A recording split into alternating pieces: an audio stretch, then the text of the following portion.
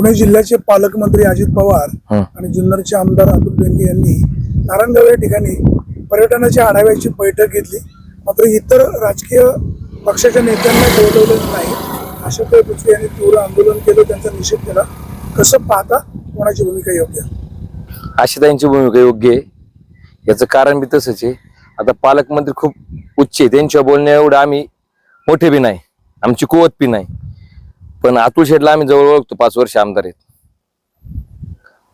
त्यांचं पहिलं काम होतं तालुका पर्यटन कोणी केला. महायुतीच्या काळात पर्यटन झालं तालुका महायुतीच्या काळात पर्यटन झाल्यानंतर आता आढाव्याची बैठक होती. त्या दिवशी आढाव्याच्या बैठकीला सुद्धा अतुल शेठच्या ऑफिसवरून आम्हाला फोन आले. मला फोन आला होता, अल्लाट म्हणून कोणचं तरी, का सरपंच मिटिंगला आहे. आम्ही ज्यावेळेस कामं आणायला जातो त्यावेळेस त्यावेळेस काय होतं की हे आम्हाला उडवडीची उत्तर देतात. कोण? अतुल शेठ. आणि राहिला अतुल शेठच्या बाबतीत बोलायचा प्रश्न, तर अतुल शेठ कुठे आहेत? महायुतीत आहेत. महायुतीत असताना प्रोटोकॉल काय पाहिजे? वर देशाच्या 2 नेत्यांचा फोटो, नरेंद्र मोदी साहेब, अमित शहा साहेब.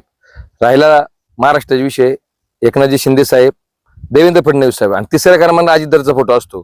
त्या नियमानुसार हा प्रोटोकॉल त्यांनी पाळला पाहिजे. मी बी शिवसेनेचा उपजिल्हा प्रमुख आहे, मला बी तो राग आहे. आणि त्या दिवशी मी बी आंदोलन येणार होतो, पण जवळची दसकरी असल्यामुळं मला येता नाही आलं.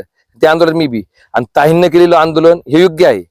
तुम्ही तालुक्याची पर्यटनाच्या आढाव्याची बैठक घेताय, मग त्याला प्रोटोकॉल प्रमाणे सगळ्यांना बोलायला नको का? तुम्ही माझ्या आमदारांना बोलायला पाहिजे, तुम्ही ताईंना बोलायला पाहिजे. कारण की महायुतीत नाही, हा परस्पर मनमानी कारभार चालला अतुल शेठचा.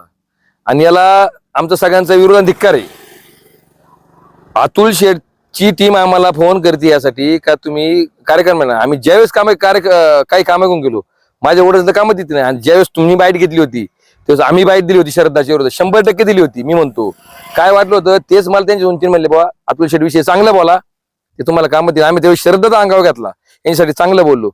आणि दबाव आला तरी मी काय उलट पालट केलं नाही, आणि तरी हे कामं देते नाही. आणि तुम्हाला खरं सांगू का, तालुक्यात जे ताईंनी केलं चुकी झाली. बाकीच्यांनी महायुतीवाल्यांनी त्यांना सहकार्य करायला लागत होतं, ठीक आहे. मागून शरद दादा बाकीचे आले माहितीचे, पण ताईंनी केले. आणि तालुक्याच्या फायद्यासाठी, विकासासाठी तळमळ ताईं काही 20 वर्षे.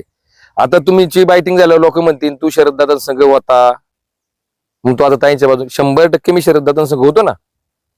मग कोणी कोणचं लाईफ टाईम आहे का? काय विचार नाही पडते आपल्याला कोणच्या संघ राहायचं. आम्हाला स्वतंत्र अधिकार आहे ना, संविधान दिलाय. आज मला नाना संघ राहायचं का बाबा संघ राहायचं, मला अधिकार आहे. तसं मला कोणच्या संघ राहायचं. आणि जे केलं अतुल शेठने चुकीचं. आणि दुसरा एक विषय, गणपतरावजी फुलवडे साहेब बोलले, साहेब तुम्ही असं बोलत नका जाऊ. तुम्ही असता का गावाला? तुम्ही पुण्याला असता, तुम्ही कोणच्या विषय बोला त्याचं भान ठेवून बोला. आता लाडा म्हणा तुमच्या गावची ग्रामपंचायत हो, तुम्ही होता का सरपंच? बघा लोकनियुक्तच नाही होऊ शकत. ज्या ताईला एवढी तळमळ आहे त्या आजारी पडल्या, आणि तुम्ही त्यांच्याविषयी असं काय बोलता? आणि तुम्ही ताईला शिकवता काय कसं वागायचं ते?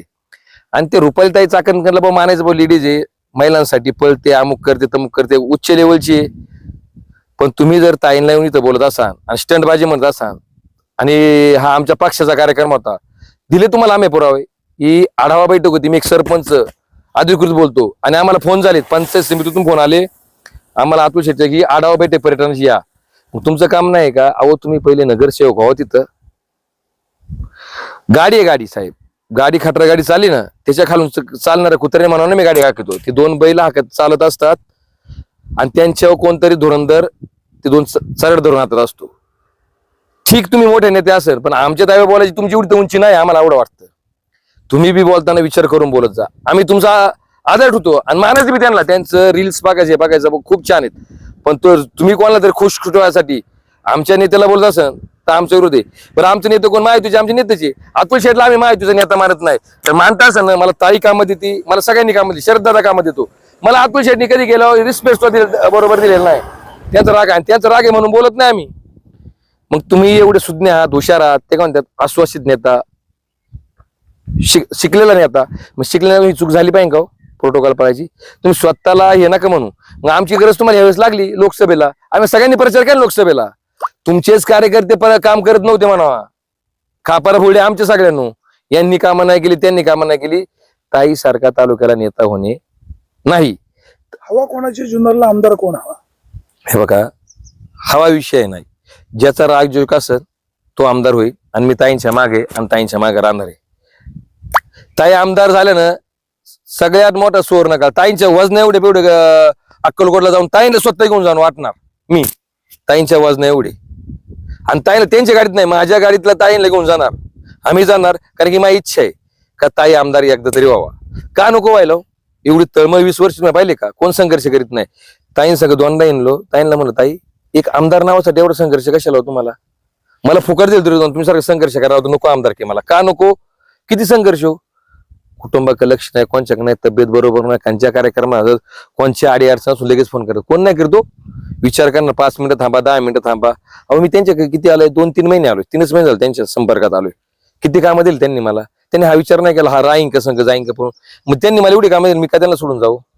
देव मला माफ नाही करणार त्यांना सोडून गेलो. स्वार्थासाठी कोणी कोणच्या पशी गेलो ना, हिशोब कर्माचं होतं साहेब, धर्माचं होत नाही. मी किती देव केलं तरी आम्ही त्यांचे संघ आहे आणि कायम त्यांचे संघ राहणार आहेत. आणि जे केले अतुल शेटने हे चुकीचं आहे. आणि भविष्य काळात जनता बी त्यांना आहे ना, आता हे बोलायचे जुलमे नाही साहेब. ज्यावेळेस इलेक्शन चालू देऊ, आता 3 महिने बाकी आहे, त्यावेळेस आम्ही काय काय प्रूफ द्यायचे ना ते प्रूफ देऊ. अतुल शेटने किती सरपंचांना त्रास दिलाय. अहो ताई 20 वर्ष